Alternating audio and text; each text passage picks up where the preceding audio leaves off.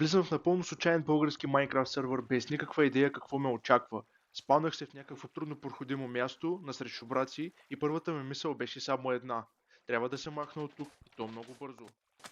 За мое нещастие бях нападнат от скелет и трябваше да мисля много бързо. Беше много важно за мен да разбера дали този сервер има PvP. Но за съжаление бях игнориран.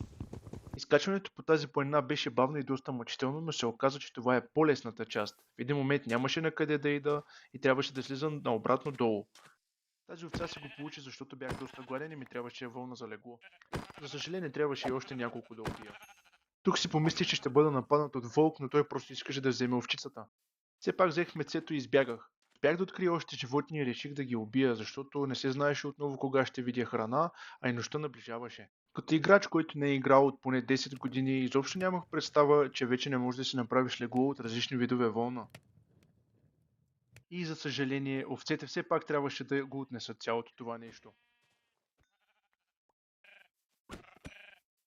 Стана тъмно, заваля и трябваше да намеря някакъв бърз подслон.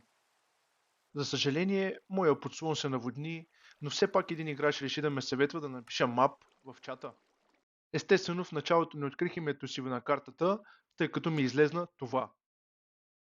Бях доста объркан, тъй като картата изглеждаше като истинския свят, а не някакъв Minecraft мап. Излезнах навън да проверя дали е светло и вали, но все още продължаваше. Реших да вляза вътре в барлогата си. Стана доста тъмно и бях изморен. В леглото се чудех, какъв е този мап, тази карта и какъв е този сервер, в който влезнах.